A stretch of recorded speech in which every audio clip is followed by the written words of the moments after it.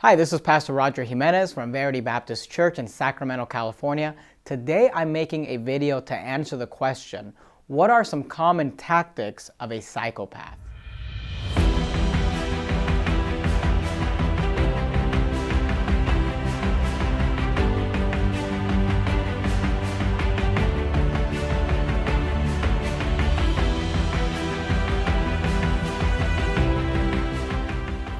We have made several videos on the subject of what the Bible teaches about psychopaths. We of course have our full-length documentary called Psychopath Reprobates. I've also made a shorter video called How to Identify a Psycho Church Member and what is the difference between a psychopath and a sociopath. In this video, what I'd like to do is give you 5 common tactics used by psychopaths against their targets. Now let me give this disclaimer that any normal person could use any one of these tactics in an attempt to manipulate someone. So just because you know someone that does one of these things does not necessarily mean they are a psychopath. They may just be trying to manipulate you.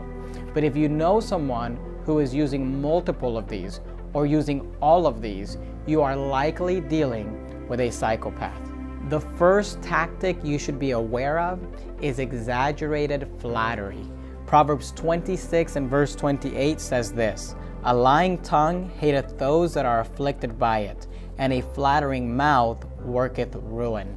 This is one of many verses in the Bible that speaks negatively about flattery.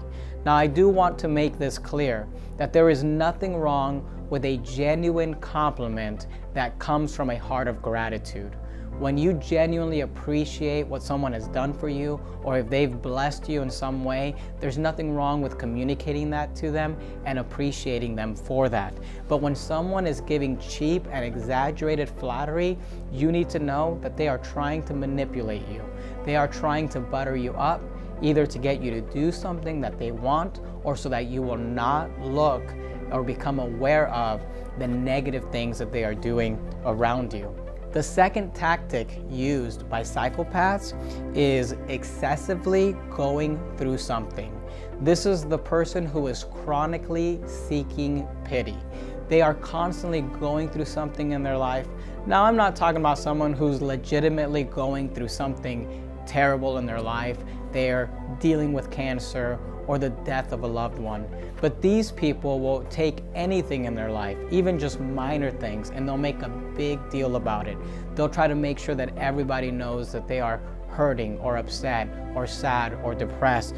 And they will use this constant and chronic pity to get people to feel bad for them so that nobody will call them out with all the gossip and the backstabbing that they are doing. The third tactic that you need to be aware of is exaltation of self.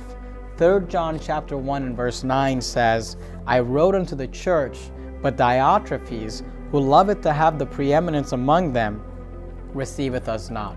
Often in church life, you'll have people who want to exalt themselves, who want to have the preeminence among other people, and they'll even do it shamelessly.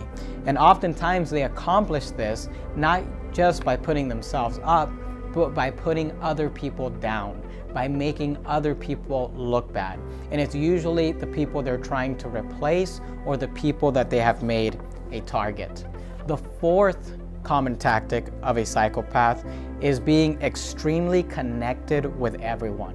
This is someone who's in constant contact with all of the people. Now, it's normal in a church setting for you to be aware of most of the people in church and to be close friends with some of the people in church, to be friendly with almost everybody and to have a close friend here or there. But the psychopath will become a close friend of everybody in the church. This is someone that will go out of their way to get everybody's information. I've seen this in church life where these people will go to all of the first-time guests and make sure they get their personal phone numbers and email addresses. They make sure that they are in contact with everyone and in constant contact with everyone. I remember when the whole Tyler Baker thing happened and Tyler Baker was exposed for who he was, people were often bringing up the fact that he'd call me every week and we'd talk for an hour. And then someone else would say, he'd call me every week also and we'd talk for an hour. And there were so many people that would say that, and you'd think, man, did this guy spend all week long just talking to people? His co-workers would say he'd just be out in his vehicle for hours on the phone talking with someone. And this is a tactic that psychopaths use. They'll be in constant contact and they'll make an effort to be in contact with everybody to the point where it's kind of extreme, it's not normal. But they do it because they want everyone to feel like they are their best friend. And again, in an attempt to blind people from seeing who they really are and to look the other way when they do negative things around them. The fifth tactic of a psychopath is excessive gift giving. In Deuteronomy 16 and verse 19, the Bible says this, "Thou shalt not wrest judgment. Thou shalt not respect persons, neither take a gift. For a gift doth blind the eyes of the wise and pervert the words of the righteous." The context of this verse is about someone who has to give judgment and how they should not take a gift because it will blind their eyes to the person that is giving them the gift. The Bible actually speaks well of giving gifts and especially using that as a people skill, but a psychopath will do this excessively. They'll do it to the point where it's exaggerated. A psychopath will be the type of person where they don't show up to church without a gift for someone. And if someone is just bringing a gift for someone every week or every service, there's a reason why they are doing that. And what psychopaths do is they use these manipulation tactics in order to win people's hearts or to steal people's hearts so that people will look past them when they are doing bad things, when they are doing wrong things, and even when they are called out for the sins that they are doing. In conclusion, I want to remind you that normal people can use these tactics as a manipulation tool.